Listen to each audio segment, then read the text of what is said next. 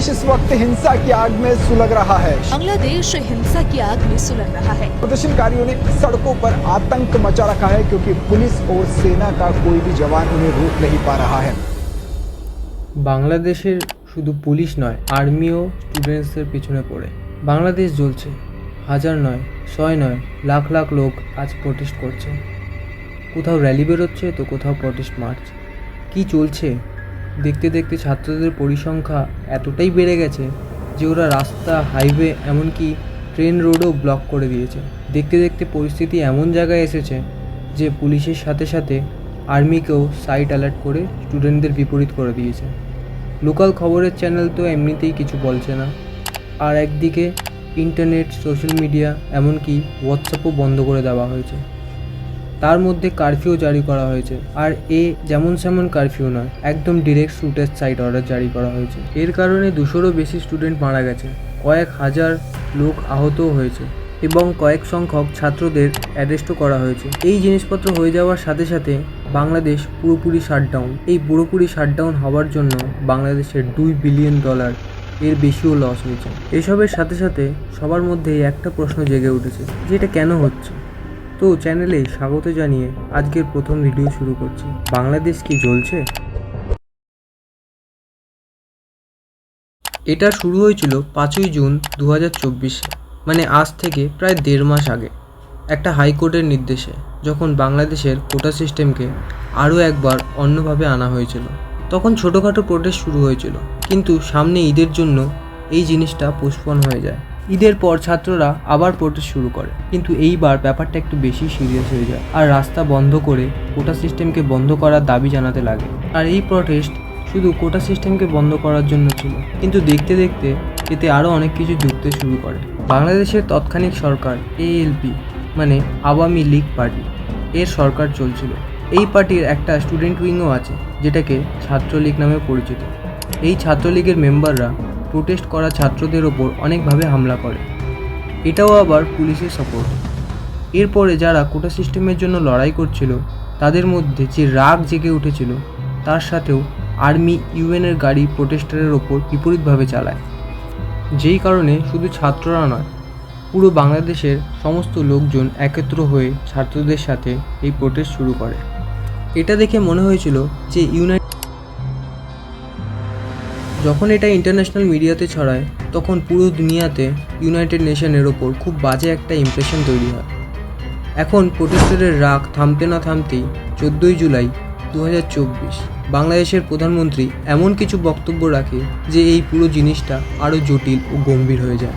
বাংলাদেশের প্রধানমন্ত্রী শেখ হাসিনা, ওনার বক্তব্য ছিল যে এই ফ্রিডম ফাইটারদের যদি চাকরি না দিই তাহলে কি রোজাকারদের চাকরি দেব? প্রধানমন্ত্রীর এই বয়ানে যেন আরও আগুন জ্বলে ওঠে। এই ব্যাপারটা আপনি আরও ভালো করে বুঝবেন যখন আপনি জানবেন এই ফ্রিডম ফাইটার আর রাজাকারদের কথা। 1971-এর আগে বাংলাদেশ পূর্ব পাকিস্তান নামে পরিচিত। তখন পশ্চিম পাকিস্তান, মানে বর্তমানের পাকিস্তান, এই পূর্ব আর পশ্চিম পাকিস্তানকে আমাদের ভারত আলাদা করেছিল।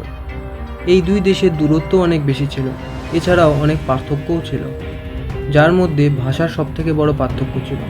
তখন পশ্চিম পাকিস্তানে মার্শাল ল ছিল, যখনকার আর্মি চিফ ছিল ইয়াহিয়া খান, এবং তার কাঁধে ভার আসে জেনারেল ইলেকশন করার। এর মধ্যে পূর্ব পাকিস্তানে আওয়ামী লীগ পার্টি অনেক বেশি ভোটে জিতে যায়, যেখানে মোট 167 ভোটে জিতে দাঁড়ায় আওয়ামী লীগ পার্টি, তো 169 ভোটের মধ্যে। তখন পুরো সিট ছিল 300, কিন্তু আওয়ামী লীগ পার্টি অর্ধেকের বেশি সিট পেয়ে গেছিল। তারা আরামসে পশ্চিম পাকিস্তানেও কবজা করতে পারত, কিন্তু তৎক্ষণিক চিফ সেটা হতে দেয়নি। সময়টা 7ই মার্চ 1971।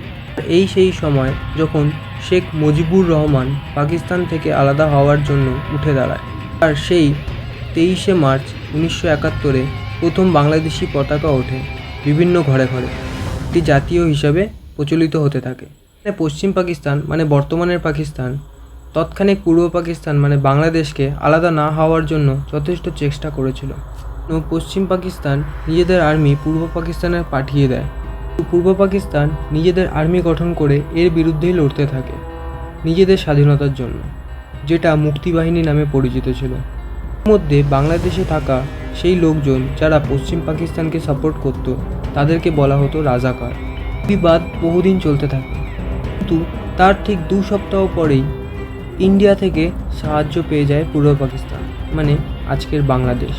এটা শেষ পর্যন্ত বাংলাদেশে রূপান্তরিত করতে অনেকটাই সাহায্য করে। যেহেতু এই মুক্তিযোদ্ধাদের জন্য বাংলাদেশ স্বাধীন হয়, তাই জন্য তখনকার প্রেসিডেন্ট লেট মুজিবুর রহমান বাংলাদেশে সিভিল সার্ভিসকে আলাদা করে 30% কোটা রেখে দেয়। এখানে 1997 সাল আসতে আসতেই এই সিভিল সার্ভিসের সংখ্যা কমতে থাকে। তখন এই কোঠার সংখ্যা তাদের বাচ্চাদের জন্যও বাড়িয়ে দেওয়া হয়। তখন পুরো দেশে যখন মেরিটের ছাত্ররা সিভিল সার্ভিসের জন্য কষ্ট করে পড়াশোনা করতে থাকে, তাদের কোটা ছিল 44%, আর সেটাও কম পড়তে লেগেছিল। এটাই ছাত্রদের খারাপ লাগে যে তারা এত কষ্ট করেও এই 44% কোটাও পূরণ করতে পারছে না, এবং যে ফ্রিডম ফাইটারদের জেনারেশনের ছেলে মেয়েদের জন্য যেই কোটা রেখে দেওয়া হয়েছিল তারা খুব সহজেই সরকারি চাকরি পেয়ে যাচ্ছে। পরবর্তীতে 8ই মার্চ 2018-তে এই কোটা সিস্টেমকে বন্ধ করার জন্য হাইকোর্টে একটা পিটিশন ফাইল করা হয়, যেখানে কোর্ট সেটাকে বাতিল করে দেয়। তখন শেখ হাসিনা এই বিষয়টিকে দেখে কোর্টে ফাইল করে কোটা সিস্টেমটাকে পুরোপুরি বন্ধ করে দেওয়ার জন্য। তখনকার বিগত ঝামেলার জন্য কোর্ট সেই ফাইলটিকে নিয়ে নেয়, কিন্তু হঠাৎই 5ই জুন 2024-এ কোর্ট সেই নির্দেশকে বাদ দিয়ে আবার সে কোটা সিস্টেমকে নিয়ে আসে পুনরায়। আর ঠিক এই পরেই শুরু হয় ঝামেলা আর প্রোটেস্ট। তারপর এই ঝামেলাকে বহাল করার জন্য আবার নির্দেশ দেওয়া হয় যে মেরিটদের জন্য 93% দেওয়া হবে, আর অন্যদিকে ফ্রিডম ফাইটারদের যেখানে 30% ছিল সেটাকে কমিয়ে 5% করা হয়। বাকি 1% মাইনরিটি আর বাকি 1% ডিসেবলড লোকেদের জন্য।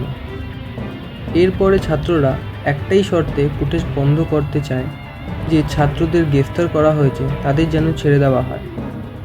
আর সেই দেখে সরকার মনে করে যে তাদেরকে হয়তো একটু থামানো গেছে, কিন্তু এই জিনিসটা আয়ত্তে আসার বদলে এতটাই বাড়াবাড়ি হয়ে যায় যে পুরো দেশেই ঝামেলা, বিবাদ আর প্রোটেস্ট শুরু হয় নতুন করে।